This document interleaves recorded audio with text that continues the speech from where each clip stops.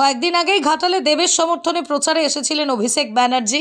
আর সেই জন্যই ঘাটাল শহরের বিভিন্ন এলাকার পাশাপাশি সরকারি জায়গাতেও লাগানো হয়েছিল তৃণমূলের ফ্ল্যাগ ফেস্টুন ব্যানার। বিজেপির অভিযোগ, কর্মসূচি শেষ হওয়ার বেশ কয়েকদিন হলেও সরকারি জায়গায় এখনও লাগানো রয়েছে তৃণমূলের দলীয় পতাকা, ব্যানার, ফেস্টুন। বিজেপি কর্মী সমর্থকদের অভিযোগ, নির্বাচন কমিশনে অভিযোগ জানালেও শুধুমাত্র তৃণমূল হওয়ার কারণে খুলে ফেলা হচ্ছে না। এমনকি ঘাটালের মহকুমা শাসক তৃণমূলের হয়ে কাজ করছে।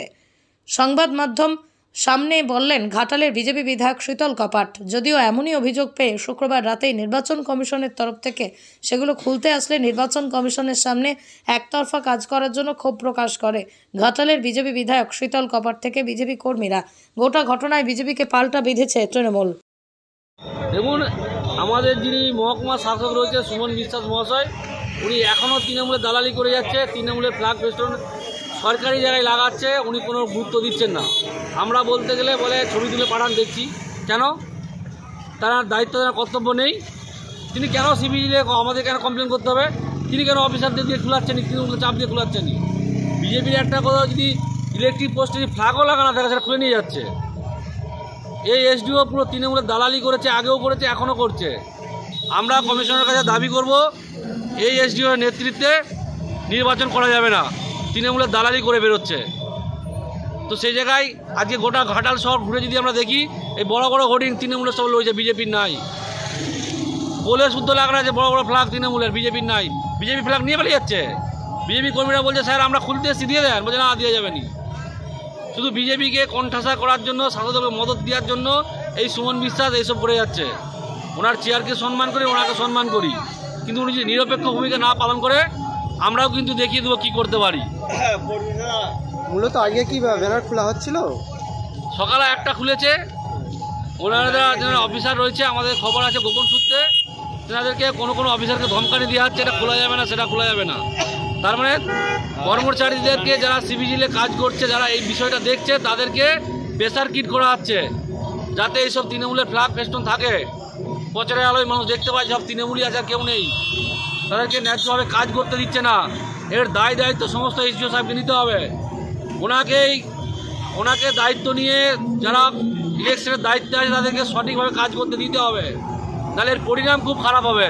যদি মনে করে এই ঘাটালে বিজেপি ঘুমিয়ে আছে, এটা ভুল। ওনাকে আগের বারও দেখিয়েছিলাম, এবারও দেখাবো। তবে এইটুকু আমরা জোরের সঙ্গে বলছি, এখন থেকে আন্দোলন করব, ওনার নেতৃত্বে এই ঘাটালে নির্বাচন হবে না। কারণ ও তৃণমূলের দালালি করে যাচ্ছে, এখনও করছে, আগামী দিনও করবে। আমরা চাই এমন একজন এসডিও সাহেব আসবেন যিনি নিরপেক্ষ ভূমিকা পালন করবে। জনগণের রায় আমরা মাথা বেঁধে নেবো, কিন্তু কেউ তৃণমূলের দালালি করে তৃণমূলকে আগিয়ে দিবে, এটা আমরা মেনে নেবো না। যত বড় ব্যানার নির্বাচন, সেটা আমি কি বলবো? নির্বাচন কমিশন হচ্ছে কাদের লোক, নির্বাচন কমিশনে কারা আছে, এগুলো নিয়ে প্রশ্ন তুলে দিচ্ছে বিজেপি অযথা। আমার মনে হয় একটা টাইম বাউন্ড আছে, যে কোনো দল যখন প্রোগ্রাম করে তার একটা সময় পর্যন্ত যদি না খুলে, সরকারিভাবে ওরা খুলে নেয়, এবং সেই খোলার খরচাটাও কিন্তু যে পার্টি বা প্রার্থীর এগেইনস্টে চলে যায়। যেহেতু এখনো প্রার্থী নমিনেশন করেনি, এটা আমাদের পার্টি ফান্ডে একটা যে খরচা, সে খরচা আমাদের অ্যাড হয়ে যায়। এটা এর বাইরে নতুন কিছু নেই। আমি যদি না খুলি টাইমের মধ্যে, তখন নির্বাচন কমিশন লোক আছে খুলে দেবে।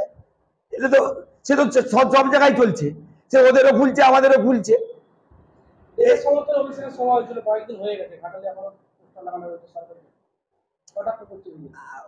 কে কটাক্ষ করলো আমার কিছু যায় আসে নি। আমার বক্তব্য, নির্বাচন কমিশন কি চুপচাপ আছে কেন? যদি আমি কোথাও অন্যায়ভাবে লাগিয়ে থাকে, আমার দল যদি লাগিয়ে থাকে, নির্বাচন কমিশন খুলে নেবে। আমার লোক তো আর আপত্তি করতে যাচ্ছে না, আমার লোক তো আর ভয় দেখাতে যাচ্ছে না। এটা নির্বাচন কমিশন যথাসময়ে খুলে নেবে। এখানে আমরা নির্বাচন কমিশনকে প্রভাবিত করছি না যে ছবিটা আরো রাখাও, আরো রাখাও। সেটা কালকে যেমন কলেজে খুলে নিচ্ছে, তাহলে আজকে হয়তো ওইখানে খুলে নিয়েছে, যেখানে যেখানে ওরা খুলে নিচ্ছে, খুলে নেবে। এর মধ্যে আর কি আছে?